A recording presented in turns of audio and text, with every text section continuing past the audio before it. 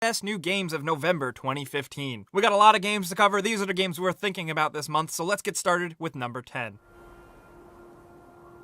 Anno 2205 is a city building and economic simulation game with RTS elements. That's probably one of the best things it has going for it, the fact that it's got elements of civilization and command and conquer. You're tasked not with building civilization from the ground up, but leading it into the future. And that's the coolest part, the fact that you get to build these amazing, unique looking futuristic cities really make this feel different from all the other similar games out there. People have always loved the Anno games for their depth and aesthetics, and in 2205 you have unlimited city building at your fingertips. Not to mention for PC graphic fans, you can really amp the graphics up if you want. City builders, this might be a dream come true for you this month.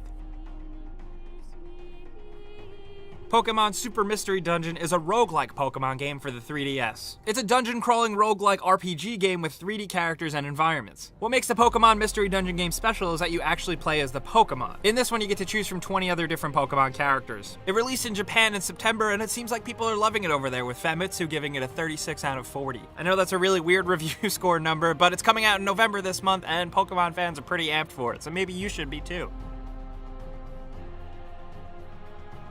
Speaking of 3DS games, this time in North America, we're getting Yokai Watch for the first time. Yokai Watch is absolutely huge in Japan and has been hugely anticipated in other territories since. It's a 3DS game in which you explore the world using your Yokai Watch to discover more than 200 yokai. These are little things that you befriend and turn them into a team to battle other yokai. Each yokai has its own skills and strength to solve daily problems. Does it sound a little familiar? Well, that's because it is, but it's a winning formula, people are addicted, people are hyped, and I know personally I can't wait to get my hands on it on 3DS this month.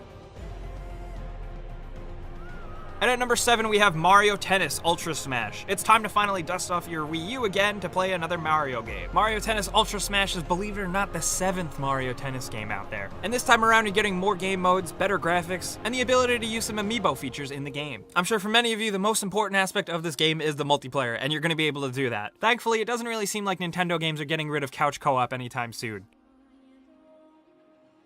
And at number 6, starting off the beginning of November, we have the release of the new Need for Speed game titled simply Need for Speed. This is a next-gen Need for Speed game that looks like a bit of a return to form and a spiritual successor to the Need for Speed Underground series. It features a single-player career and adventure mode, including FMV sequences, or actual live-action acted-out sequences, which could either be really cool and harkening back to 90s games, or be incredibly awkward. That being said, the racing and customization this time around looks better than ever. And after so many years since Need for Speed Underground 2, I am ready to get back and add spoilers to my ridiculous car. I'm really hoping this one is good. And speaking of games you really hope are good, is number 5, Star Wars Battlefront. Yes, what do we really need to say about Star Wars Battlefront? It's probably one of the most polarizing and divisive releases out there, because so many people out there are excited for it, and so many people out there are just really mad at it. And of course, some of that anger is not without justification, with the fact that the game has a $50 season pass, which is really questionable, but I'm hoping in terms of how it goes with Battlefield, they're going to be supporting this game for a long time. If you've played the beta of this, you know it's a pretty simple affair. It's simple Star Wars shooting, and it feels pretty good despite some little quirks. I'm hoping that the full game is up to snuff and really awesome, and I just love Star Wars, so I really can't wait for this.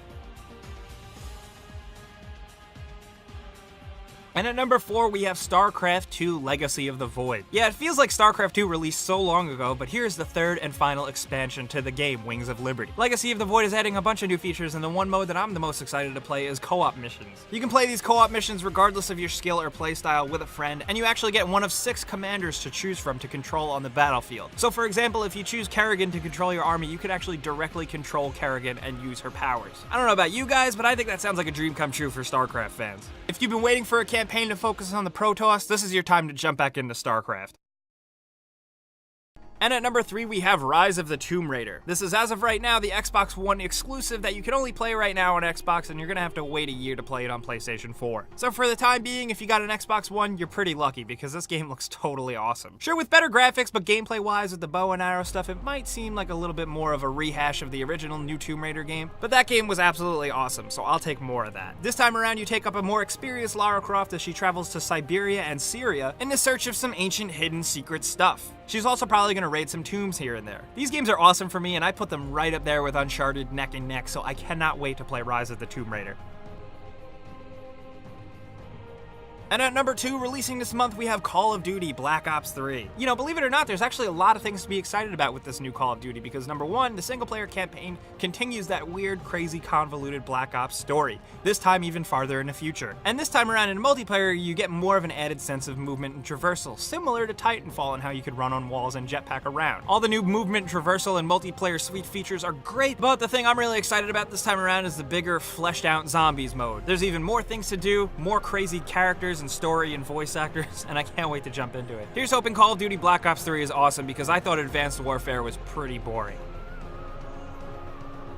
And at number 1, the game we're the most excited about releasing this month, you guessed it, Fallout 4. What can we even say about Fallout 4 anymore? We've been talking about it for so long. It's exciting. This time you get a dog, you could build your own stuff, you can build your own shelter, you explore a post-apocalyptic Boston, Massachusetts area, and it seems really cool. I don't know if you guys got your hands on a Pip-Boy edition, but I know I did. I'm very excited to slap my phone into it and play along during the game. And Fallout 4 really just seems like it's in the making to be a great predecessor and follow-up to Fallout 3 and New Vegas. Just more Fallout, more good stuff. I'm all about it. Are you as hyped as me for Fallout 4? Let's talk about that in the comments.